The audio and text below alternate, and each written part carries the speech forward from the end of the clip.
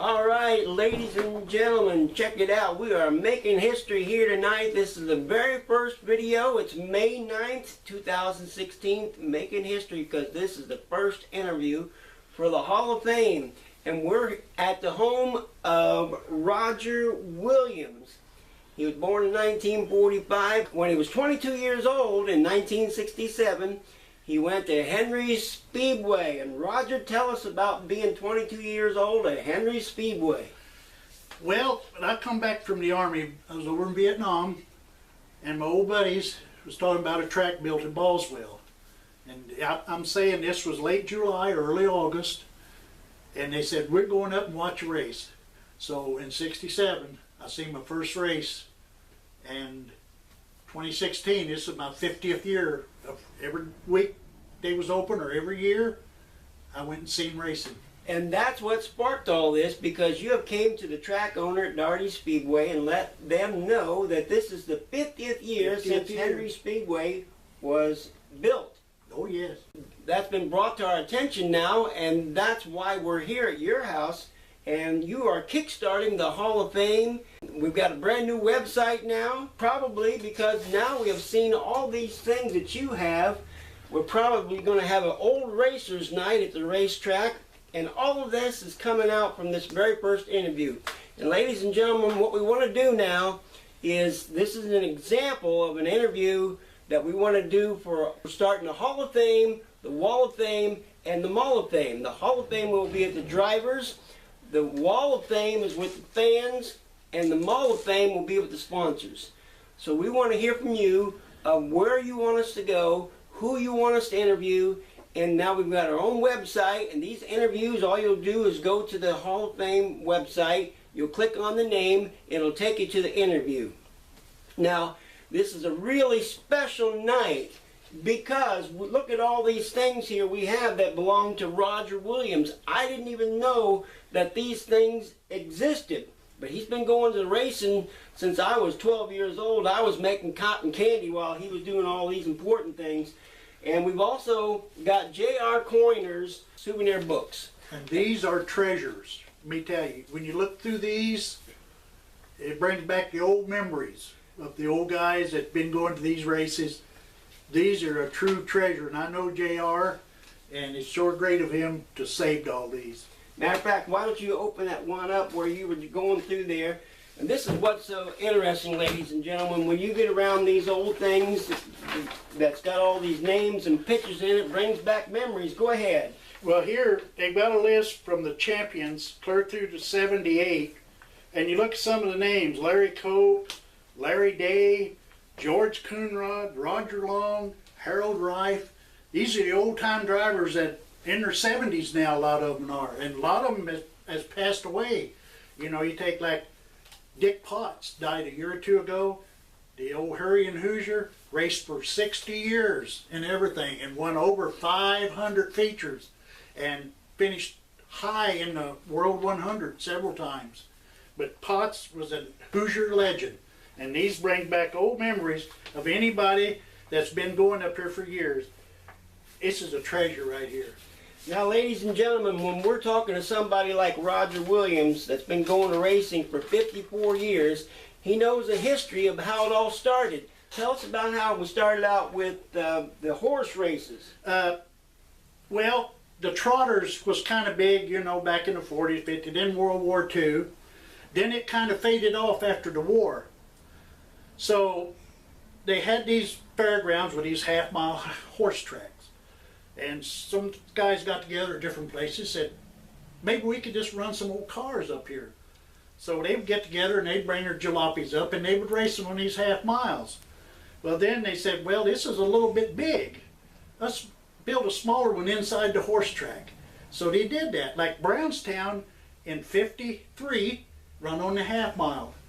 In 54, Lou Allbrand laid out the quarter mile inside. So you got Brownstown, Farmer City, Fairbury, Salem, Scottsburg, all of them was old fairgrounds. And then as you progress through the 50s, got into the 60s, then guys like Avery Henry and whoever decided, hey, we're going to build our own track. It won't be run by a fair board. They can have their own say.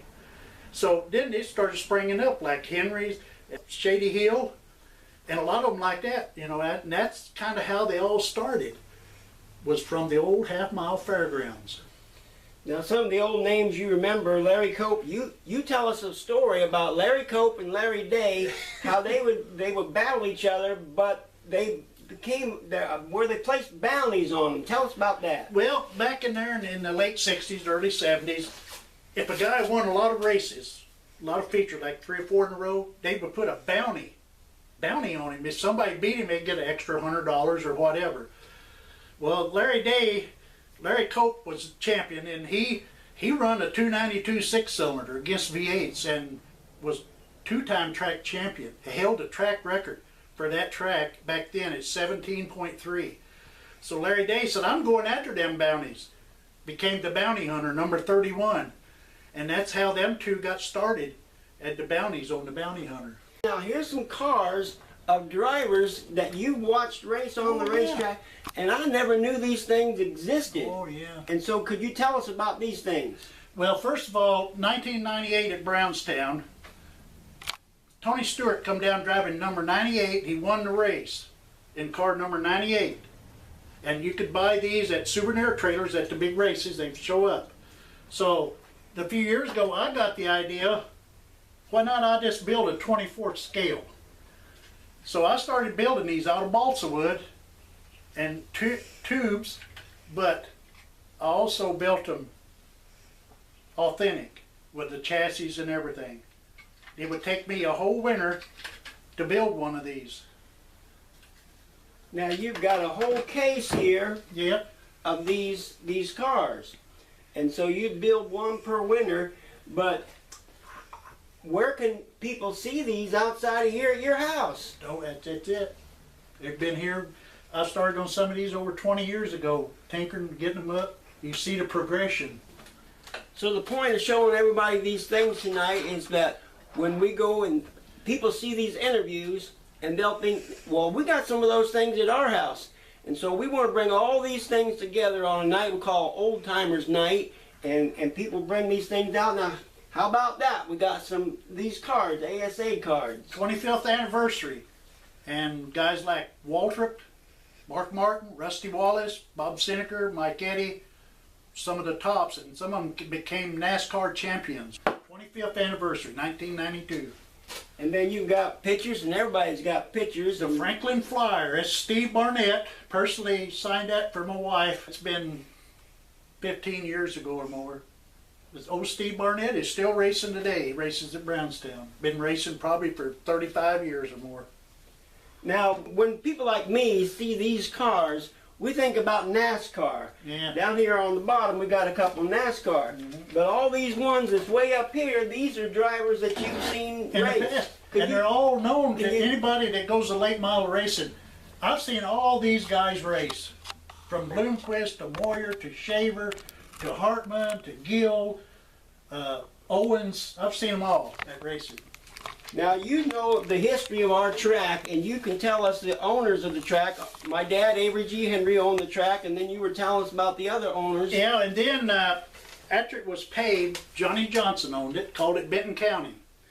And then after that, I think it was Kenny St. James. He called it Thunderbolt. It was still asphalt. And then I think in the mid-90s, it was tore up. It went back to dirt. And a guy named, I think, Bloom out of North, and Emery and Brand, they kind of run it. It was really a bad time of the track, really. And then Bob Kemp bought it in '01, I think. Well, he brought in clay, and he made the track symmetrical, same width. And he was the last owner until Doherty's bought it, and he brought it back from dead. I thought it was actually dead when Bob Kemp got out. I thought it was done forever. Now, you were telling us about when it was paved in 1977. That was a big year for ASA ASA. came there and run that race. And like I say, Martin, Walter, Wallace, Sineker, all was there. Wait a minute. When ASA came where? In '77. It came to our track? They came to that track. I was there the night they run that. I didn't catch that earlier. Oh yes. At first year it was paved, '77. They was there run an ASA 100-lapper. Wait a minute, say that, make sure everybody gets this. In 1977, ASA came to Henry Yes, sir. Speedway. And tell us again the names. Well, you had Waltrip, Martin, Wallace, Seneker, Mike Eddy, but Ray Young, number 99 out of Chicago, won that 100-lap race. Wow. And Don Gregory and all them guys from all over. Okay, before we get the video done, you want to mention Tex Morton. Tex Morton, he run there in the early 70s. He would just run the old stock class, but he knows the history and he's one of the great race fans, which you got to have the great race fans. So what we're trying to say is people, names like this is still living. Oh, we yeah. want to find other people that know these people so we can get a hold of them and see if we can bring everybody together. But he's bound to have a lot of memorabilia. Like I say, he drove old car 94. Tex Morton. Tex Morton, he lives in, right now lives in Kankakee. Now you're telling us about track records. Larry Cope. Larry Cope had a track record. In the coupes at 17.3, and the track was probably actually a 4/10 back in those days. They called it a 3/8, but it was a big 3/8. And that's moving along because Cope run a 292 Chevy 6-cylinder. He told him he would take a six-cylinder and whip him, and he done what he said. And then you're telling us about a 13-1. That was Lonnie Breedlove. It was back in, I'm wanting to say in the 80s, maybe early 80s. They run the Outlaw late models. He was out of Indianapolis, drove 00. The car reminded you of a super mod because it had open front wheels but big wings, and he run a 13-1 on asphalt, which would have been a great speed because that track has no straightaways and it don't have the super high banking. It was probably easier to run a 12.63 that Jeep Van Warmer did here a few years ago than that 13-1 on asphalt. Now, you were telling us about in Kokomo, you used to go to races in 63 before you went to... 64, yeah, 65, yeah. But you would watch the figure eight That's racing. why everybody went. They wanted to say you had great figure eight racing. And they had a sportsman class, which was kind of open wheel, a pre-runner to the modern day modifieds. So at Rensselaer, where my dad started racing, I've been there too. they didn't do the figure eight, so my dad built the figure eight. But you have a story about my dad and the hot dog. Oh yeah, this is what I see about Avery Henry. He'd go up there, he liked hot dogs. So he would go up and get him a hot dog, and he'd take a big bite, and he'd be walking down in front of the stand, people holler at him, he'd be waving, eating that hot dog, heading to his car. But as I remember old Henry's, I just see Avery there with that hot dog waving as he walked by. Now you got a list of names that you took there, that some of the drivers that's been to our racetrack. Oh yeah, you got Bud Stetler, Whistler, Pearson Long got their start, Harold Rife, and in these books here, it's got all these guys, Bruce Hartlip, the list goes on and on, Tom South and Breedlove, and some of the late model drivers with Charlie Wheeler, Dave Weltmar, Randy Silverness, Frank Dolinsky, Jerry Reynolds, and Jerry Reynolds out in Indianapolis. You were talking about Stick Lindquist in a big accident. Yeah, Sticky had a wooden leg on, I think it was his left leg, and he went over the third turn wall there one night. So immediately, you know, the cars rushed out to get him up. Directly, here comes Stick driving it up the road, back into the pits. It landed on his wheel, and he just kept her going. Now you're also talking about another big wreck with Bob Davis, number 70. Yeah, I was there. I was sitting about 4 or 5 rows up, and there was 3 or 4 of them got together in the main stretch. Then, of course, poor old Bob, he landed upside down on the fence, driving car number 70 in the old coupes. And you were talking about Harold Rife, number 9. Yeah, he was track champion, drove number 9. Herschel Whistler. 75, oh yeah. And what's this Powell Wing? Wing 1, I don't remember his first name, but he was kind of a wild dude. He got kicked out a few times, but he was from Illinois. And Herschel Whistler drove Wee Ford. He was in his mid-50s, and he was a good driver. He was right there with him. You were talking about Coonrod. Oh yeah, George, you know, he drove a Dodge, and he drove a 426. But when you say 426, people say, oh, Hemi. No, he drove the 426 Wedge, what they called the Wedge engine. Now you were telling us that you go to other racetracks. Oh yeah, all over the country. Such as Farmer City, and you're saying at Farmer City they still sell things? Yeah, the vendors There at the Summer Nationals, there'll probably be some there. Will be still selling these little cars and these plastic versions, you know, that's manufactured. And they sell shirts. Or the vendors, Eastern vendors sell these. There's one that still sells a lot of these. Only you can't get these old ones no more. It's the modern ones. You can't get a Pierce like these. This is the only Tony Stewart I know of a '98. You were telling us about there was a forerunner to the modifieds. That was what they called a sportsman in Kokomo in the early '60s, open wheel, and drivers like well known with Cam Stratton, Sheldon Dowser. Hey, you're telling us about John Gill, the number 75 Right. car. You got a 75 car right there. There's John Gill. And that's the dad of Remington Gill That won 2 weeks ago up there. at our track. Yes, Remington Gill. A real race Tell us fan. about your hat.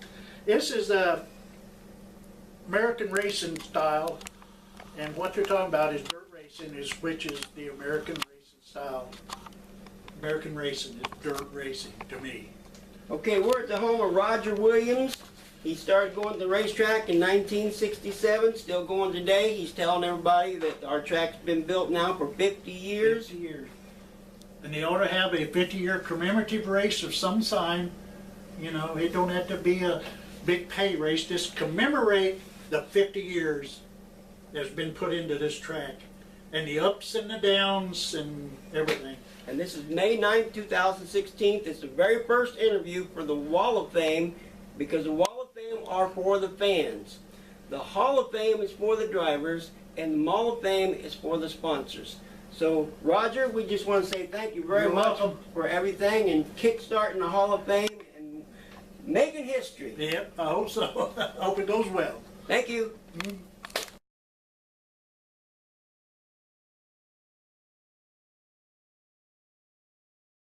Okay, is there anything else that you'd like to tell everybody? Well,